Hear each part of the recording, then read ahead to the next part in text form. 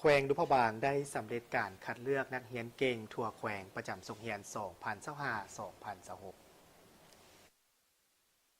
แผนกศึกษาธิการและกีฬาแขวงนครบาลได้จัดการสอบเสี่ยงคัดเลือกนักเรียนเก่งระดับแขวงชั้นประถมป .5 มัธยมต้นม .4 และมัธยมปลายม .7 เพื่อคัดเลือกตัวแทนเข้าร่วมแข่งขันระดับชาติพิธีดังกล่าวจัดขึ้นที่ซกข.แขวงโดยให้เกียรติเข้าร่วมและมอบรางวัล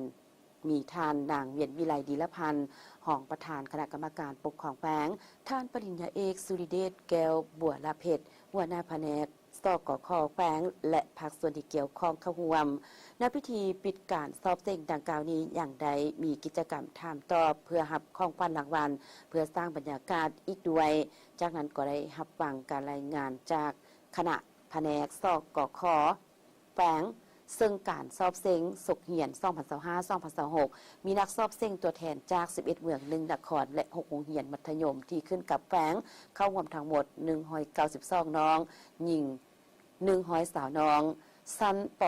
42 น้องสอบเซ็ง3วิชาภาษาลาวคณิตศาสตร์วิทยาศาสตร์และสิ่งแวดล้อมชั้นม .4 มี 80 น้องและม .7 84 น้องสอบเซ็ง4วิชาคณิตศาสตร์ภาษาลาววรรณคดีเคมีศาสตร์และฟิสิกส์ศาสตร์การสอบเส้นครั้งนี้เป็นการทดสอบความรู้ความสามารถและทักษะของนักเรียนทางเป็นการฝึกอยู่ขบวนการสอนดีเห็นเก่งตาม5หลักหมู่ของการศึกษาแห่งชาติผู้ที่ได้อันดับที่1ของชั้นม .4 และม .7 ในแต่ละวิชาจะได้เป็นตัวแทนของแขวงไปแข่งขันระดับชาติที่นครหลวงเวียงจันทร์ในเดือนเมษายน 2026ผ่านการสอบเส้นผลปรากฏว่านักเรียนเก่งดัชั้นประถมป .5 วิชาภาษาลาวหัดแตงที่1นางวิรัตดาพันธมิตรจากโรงเรียนประถมสมบูรณ์ศรีวิไล1ที่2นางนิสาผลสวัสดิ์จากประถมสมบูรณ์ศรีวิไล1ที่3นางมีนาสุขเกษมจากประถมสมบูรณ์ศรีวิไล1วิชาคณิตศาสตร์ที่1เท้าบุญสู่เจริญพลจากโรงเรียนประถมสมบูรณ์เกียรติศักดิ์วิชาวิทยาศาสตร์สิ่งแวดล้อมที่1นางปาริสาดวงจำปาจากประถมสมบูรณ์สางแก้วที่2เท้าสุสนะเดชศรีส้มศักดิ์จากประถมสมบูรณ์ศรีวิไล1ที่3นางบณีพรบุญจิมีใสจากประถมสมบูรณ์ศรีวิไล1ส่วนชั้นมัธยมต้นม .4 วิชาภาษาลาววรรณคดี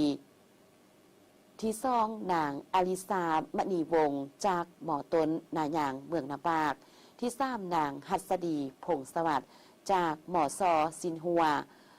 วิชาเคมีศาสตร์ที่2เท้าส้มสายเพ่งจันทร์จากหมอซอสันติภาพที่3เท้าลีจอยแก้วทลาจากหมอซอสันติภาพและชั้นมัธยมปลายม .7 วิชาภาษาลาววรรณคดีที่1เท้าขาพสิทธิ์จอมแก้วจากหมอซอสันติภาพที่2เท้าเทพบัณฑิตผมมะจันจากหมอซอสันติภาพวิชาคณิตศาสตร์ที่3เท้าเลาทอจากหมอซอนำท่วมเมืองนาบากวิชาเคมีศาสตร์ที่1เท้ายิงหัววือยิงวือจากหมอซอสันติภาพที่2นางแซงทองสวรรค์จากหมอซอสันติภาพวิชาฟิสิกส์ศาสตร์ที่1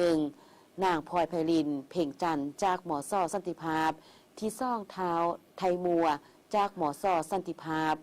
ในพิธีปิดการสอบเสงดังกล่าวอย่างได้รับฟังการอบรมจากท่านนางเวียนวิไลดีละพันธ์รองประธานคณะกรรมการปกครองแขวงตื่มอีก